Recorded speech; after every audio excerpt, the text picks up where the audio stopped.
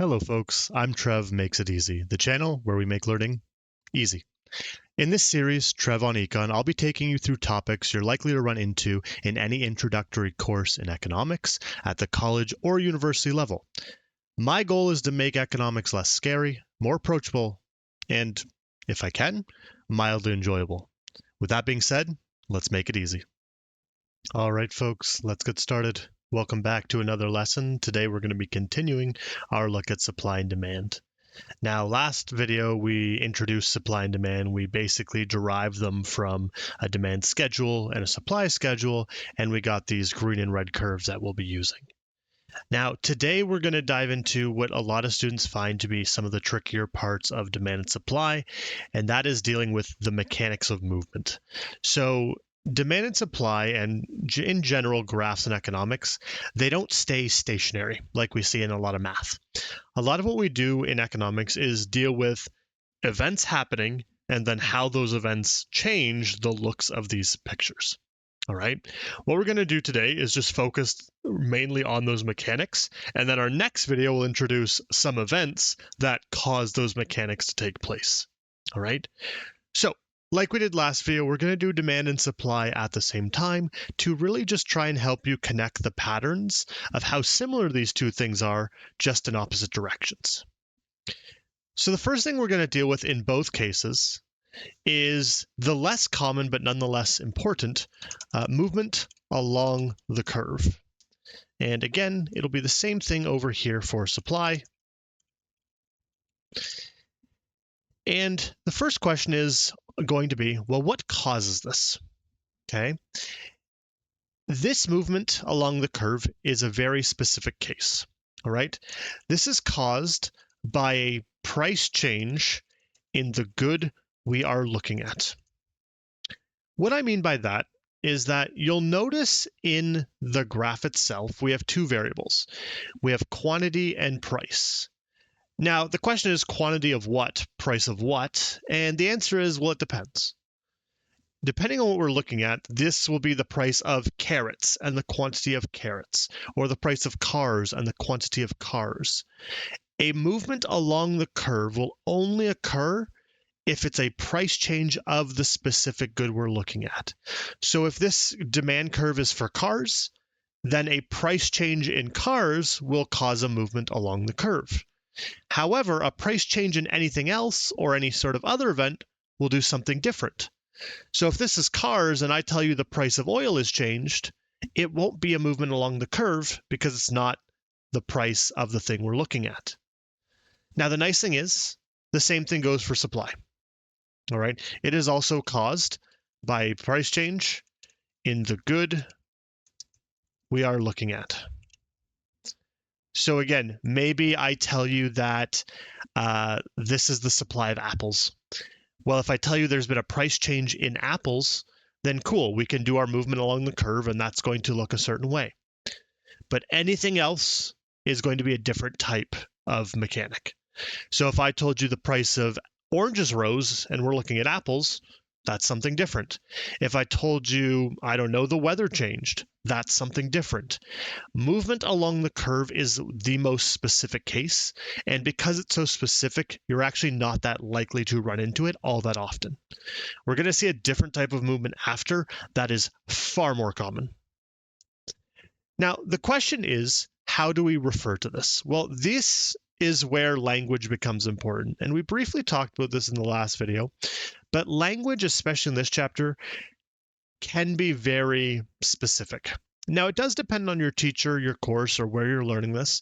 I'm going to teach it in the most strict sense just to cover bases. Some teachers will not be this strict and it won't matter as much, but I've seen courses where it does matter, so I want to make sure you're prepared for the worst. So when there is a movement along the curve, we refer to this as a change in quantity demanded, or obviously in the case of supply, a change in quantity supplied. Right? This won't mean much yet, but when we see the other version, you're going to see a small difference in language, and that is going to be crucial. Now the question becomes, well, what does this look like? So let's start with demand. It's important to understand that even though we have the full demand curve, we are not everywhere on the curve all at once. At any given point, there is a certain price, and that price, as I will dot it over, touch the demand curve, and go down. So this price over here, let's just call it P0, is telling me that I should be at Q0 on the demand curve. All right, that's my matching pair. That price gives me that quantity. Cool. The thing is that price can change. All right, so let's change colors for a second. Let's go to blue. Let's say price increases. So all I'm going to do is I'm going to show that on the graph. So the event in the real world might be, we're looking at cars. The price of cars has gone up. Okay, well, how do I deal with that? Well, the price goes up, which means we're now at, let's call it P1. Let's call it pH for high. And that pH, again, is going to dot over, and it's going to hit a different point on the curve. And because of that, well, that's not very straight at all. Because of that, we end up at QH, which I don't love because it's not higher. But you can see the quantity has gone down, but the price has gone up. All right. Now we know that prices are independent variable. So price changes, and that causes Q to change. That's an H, by the way. And what you notice is that our black dot is now where the blue dot is, which is a movement up the curve. So we want to write that down in sort of plain text because, again, some people struggle with graphs, and connecting it to plain English is sometimes easier. So what happened? As price rises, quantity demanded decreased, right? We went from Q0 to QH, and that was a reduction, right? There's less quantity. And we know that from last time. The law of demand says that should happen. So how do we refer to this? Well, this is a movement up along the demand curve. And that's really what we did. We basically picked up our black dot, slid it up the demand curve, and ended up at the blue dot. Okay? It is a movement up the curve because we're going in the upward direction. Now, let's do it the other way. Let's say we're going lower. Go to purple this time. If I drop the price, let's call it PL. Again, I dot it out, and I get the opposite problem, right? I'm actually getting a higher Q. So again, just call it QL to match. And we can again describe this in very similar language, right? This time though, as price falls, quantity demanded increased. Price came down, but we're now buying more stuff. We're willing to buy more stuff. Again, law of demand, we expect this to happen. So how do we describe this? Well, this is a movement down along the demand curve, right? And again, you can think about it as picking up this dot and shifting it down or sliding it down the line, right? Don't be surprised if you have to slow this video down or go back and rewatch parts. A lot of students struggle with this aspect because it can be very overwhelming, all right? We're going to do the same thing with supply now. So with supply, we're going to, again, just mark out a random starting point. We'll try and keep it even. So we get our spot, and we call this P0 and Q0. So we're going to do the same exercise. Let's raise price and see what happens. Well, if I raise price, I go up to pH again. I dot it across, and all of a sudden, we're getting a very different picture, right? And again, this goes back to something we talked about in the last video, which is you have to be aware of what role you're playing. On the supply side, we're sellers. So when the price goes up, guess what? I want to try and sell more. It's more money in my pocket. It's making me more profit. As a business owner, I like that. So in this case, as price rises, quantity supplied, because again, we're dealing with supply now, increased, right?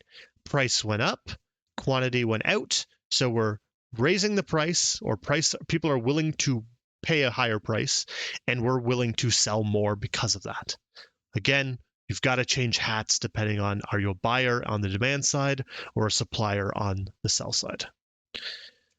Now, how do we refer to this? Again, it's about the movement up or down the curve. In this case, we're going up the curve again.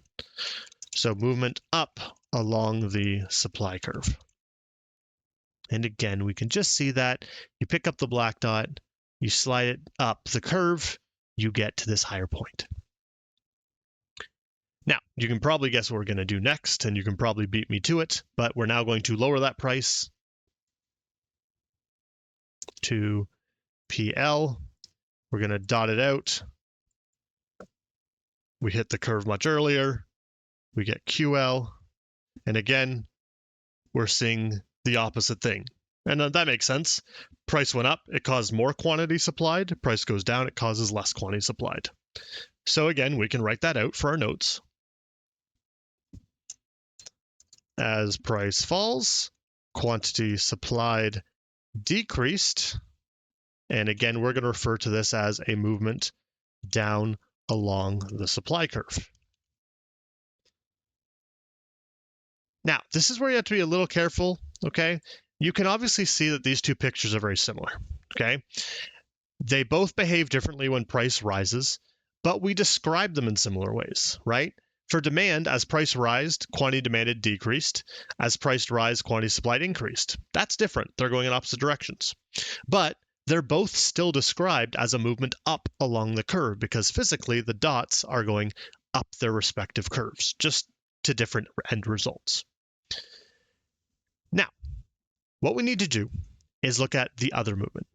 I said that this style of movement is actually kind of rare because it only happens under one condition. So, what is our other option? Well, let's scroll down and create those graphs again, just so it's a little cleaner. I don't have them saved, so we'll make our own. So, same idea. We're just going to quickly draw these out. We've got our Q, we've got our P.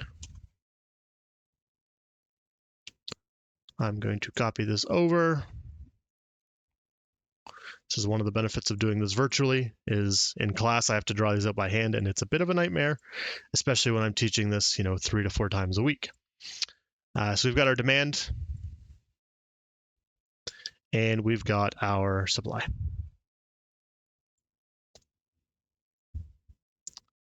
So the next thing we have to do is talk about not movements along the curves. We're going to talk about shifts in the curves. This is much more common. And the reason is simply what it's caused by. Remember how the first thing, the movement along the curve, was caused by very specifically the price of the good we're looking at changing, which is, again, a lot of hoops to jump through. Shifts in the curve are caused by literally everything else. Okay, this is why they are so much more used, because again, one event versus every other event in the universe is hardly fair, right? The big difference here is, again, how we describe it. Now, this is the part where, again, some courses don't care as much as others. I'm going to teach you it in the strictest way just to keep you protected. We refer to this as a change in demand and a change in supply. Now, you might say to yourself, well, wait, didn't that what we said for the last ones? And the answer is no. Okay, I'll scroll up a little bit here, but notice in the last ones, we said a change in quantity demanded. Now we're saying a change in demand. Where this difference comes from is effectively when you say quantity demanded, you're referring to one specific spot on the curve, whereas when you say change in demand, you're referring to the entire curve. And that's the same thing with supply, right? I'm talking about quantity supplied are many dots along the curve, and supply itself is the entire curve. So again, might not be an issue in your class, but it's good to get in the habit of just in case. Now, how does this look? Well, this is where you have to get a little creative because again, I can't just say, oh, price rises, so this happens. So we have to be a little more broad. Vague is maybe a good word too. But we're going to talk about events, and events are what we're going to focus on in the next video, but it's events that are going to cause these shifts. So if an event makes me want to buy more, demand increases. And I think that's fairly simple to follow along with, right? Maybe, what's a good example? Maybe I find out that tomatoes cure cancer. Well, my demand for tomatoes is probably going to go up because I want to buy more tomatoes and stop the cancer. Maybe people come into the country, new immigration. There's more people demanding stuff, so that event makes me want to buy more, so demand is going to increase. All right? There's infinite things we can think of. Again, next class, we're going to basically look at some specifics, but for now, keep it vague. The way we show this, okay, is we shift the demand curve right. Okay, so how does that look? Well, you can effectively think of it like this. There's my existing demand curve. Something has happened that makes me want to buy more. So what happens is this curve is going to travel to the right. And we'll call this, I don't know, D1. Okay. Now, the reason I did supply at the same time is because supply has the same rules. If an event makes me want to sell more, supply increases. All right. We'll get a little more technical next time when we really dive into this, but for now, yeah, supply increases. Again, notice I'm using the word supply, not quantity supplied. Okay. Quantity supplied and quantity demanded are used for movements along the curve. Demand and supply are used for shifts in the curve. So how would we describe this? Well, the nice thing is it is also going to shift the curve. And thankfully, it's going to be in the same direction, to the right. So same idea. Imagine we're on top of our curve and something makes us want to sell more. Maybe labor's cheaper, so I can hire more workers, and that lets me make more. Maybe we improved our processes and we are more efficient. Something has happened, though, where all of a sudden, supply has moved to the right.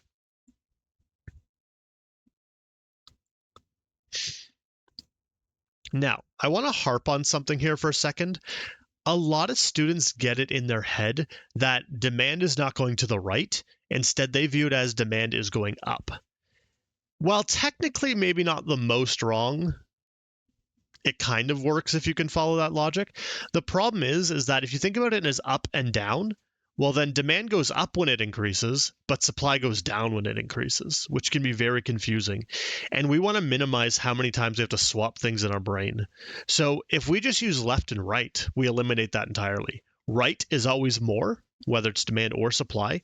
And conversely, what we're going to see in a second is left is less. And it's going to be the same for demand and supply. I prefer this rule personally because, again, what this means is you don't have to flip-flop back and forth in your head, and you're going to be less prone to mistakes.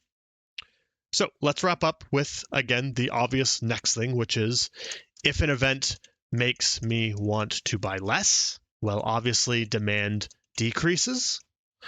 And what happens is the shift the demand curve left.